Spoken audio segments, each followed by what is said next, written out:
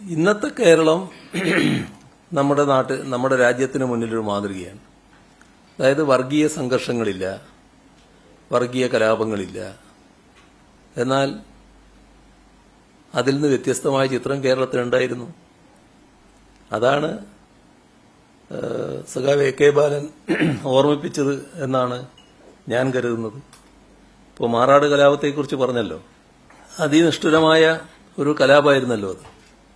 ആ കലാപം നടന്നതിന് ശേഷം അന്നത്തെ മുഖ്യമന്ത്രി അവിടെ സന്ദർശിക്കാൻ പോവുകയാണ്. അപ്പോൾ ഒരു സംഘം, അത് RSS ആണ്, അവര് നിബന്ധന വെക്കുന്നു, നിങ്ങളുടെ കൂട്ടത്തിൽ ഇപ്പോഴുള്ള മന്ത്രി വരാൻ പാടില്ല. അത് എല്ലാവർക്കും അറിയാം, കുഞ്ഞാലിക്കുട്ടിയായിരുന്നു. എ കെ ആന്റണി അങ്ങോട്ട് പോകുമ്പോൾ കുഞ്ഞാലിക്കുട്ടിയെ കൂടെ കൂട്ടിയില്ല. ഇവരുടെ അനുവാദം വാങ്ങിക്കൊണ്ട് പോകുന്ന അവസ്ഥയാണ് ഉണ്ടായത്.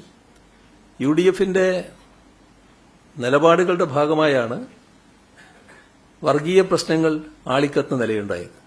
അതിന്റെ ഭാഗമായി UDF ഈ പറയുന്ന തരത്തിൽ ഒരു നിലയുണ്ടായാൽ എന്തായിരിക്കും എന്നതാണ് സഖാവ് ബാലൻ പറയാൻ ശ്രമിച്ചത് എന്നാണ് ഞാൻ കരുതുന്നത്.